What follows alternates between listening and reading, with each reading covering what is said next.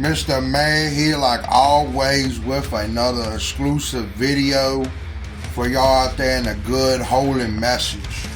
As I'm going to tell y'all, just like this, is that the Lord is with you every day. The Lord is looking down on you. And you know, you got to stick for Him. You know, and that don't make sense to me about how a lot of people out here, and I'm going to get with it,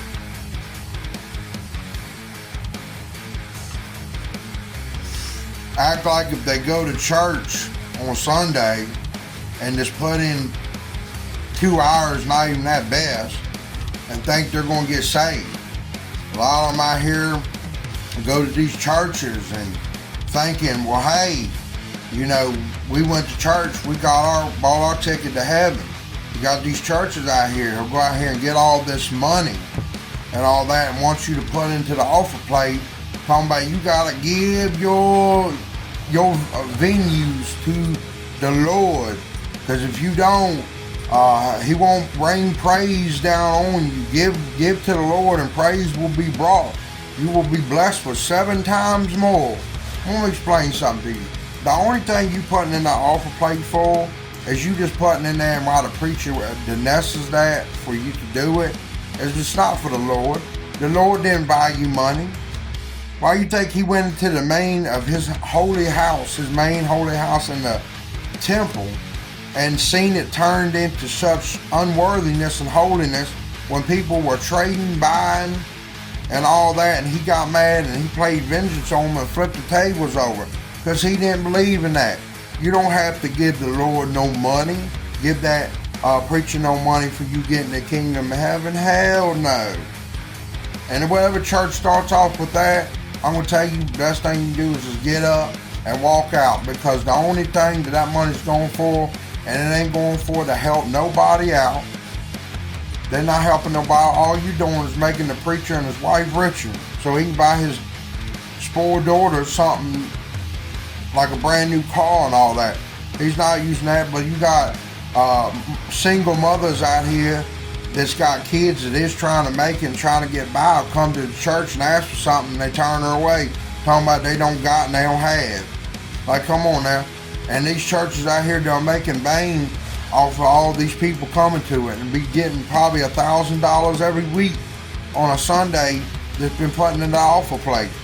But now they got single mothers and stuff and people out here, parents and all that, that's doing right by their kids and standing on straight business and won't even give them $1 to even help get them some diapers or some formula or help get their kids some food or help them out with something.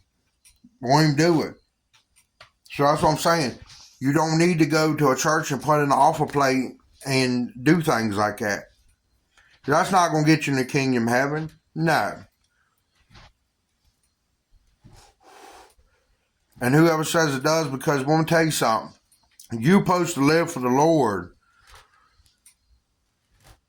every day.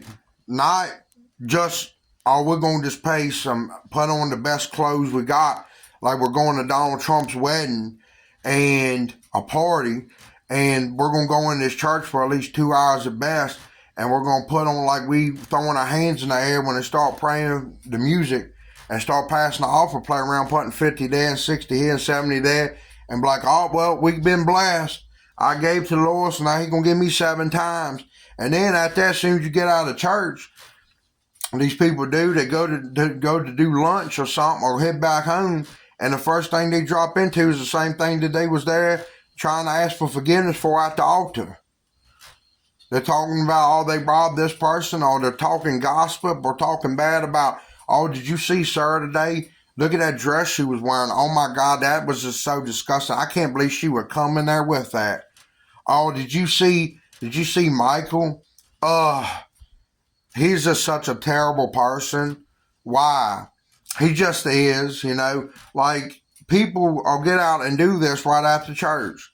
And then want to talk about they was holy, but when they in there, they want to sit around and shake everybody's hand. And then them same people that they was talking about, they in there, man, talking about, oh, you're dressed so beautiful, or how you doing, Michael, man, you doing good for yourself. And as soon as they got to church, they want to do some slander. I'm telling you what, church is like, to me, is the biggest scam that you can go to. You don't have to go. It don't mention in the Bible about going into a church and worship him, and you had to. No. All he said was to believe in him, surrender your problems to him, and to serve him, and to just follow and believe in his word and do as he directed. And one of them directories is not going, hey, if you don't go to that church, you ain't getting in the kingdom of heaven. There's nothing in it like that. People just do that these days and then turn churches into a show. And they really have. And it's sad to see. And I'm sure I'm going to have a lot of people that's going to get on here and they're going to be like, oh, man, you speaking slander. You speaking out blasphemy. You ain't no Christian. You ain't this. Well, let me explain something to you. I'm going to be more Christian than you are because I prayed for you. I am. I'm going to pray for you. I'm not going to get on here and entertain the circus by hating you back because you know what? That's not the way God said. He said, pray for your enemies. But anyway, the people who do understand what I'm talking about will get where I'm coming from. Like, I'm just not talking this out of to be saying it. My dad used to be a preacher, and he went to many churches, to Harrisonburg, to Elkton, to Culpeper, to Fredericksburg, to Bowling Green, to Charlottesville. This man went all over and preached the gospel, and he didn't preach what you needed, well, what you wanted to hear, because most churches want to go out and they want to preach about about how God's all loving, and you know it don't matter what you do. You can commit much sin as you want, and you can just get on your knees and keep asking forgiveness, and everything is good and well. No, my dad preached a different way. He told you what you needed to hear. Like, you don't go out here and commit sin and then get on your knees and keep on doing it over and over after again. That's like somebody doing something to you, and you keep saying, well, they keep saying, hey, I'm sorry, man, my bad. Then they do it again, hey, man, I'm sorry for that. Then they do it again, hey, man, I'm sorry, man, I didn't mean for that. That sorry wears out, and that sorry comes to mean nothing. That's the same way about the Lord. You don't keep going ahead doing something and can keep going, hey, God, can you please forgive me? Okay. And then the next day, do the same thing. Hey, God, man, I did it again. Can you forgive me? Okay. And then the next day, you do it again. And do the same routine every day of the week. No. God was a very vengeful person. He could be very merciful. He's a very spiritual, and he's the Holy Spirit. But God is a very vengeful and non-tolerant person. If you keep turning your back on him and you keep making up excuses and you keep saying this and that and you ain't following his word, I'll tell you what's going to happen to you is that all the bad is going to come your way, and he's just not going to stand for you. He's not. You got to live for God and show God through your actions, and he already knows what you're going to do.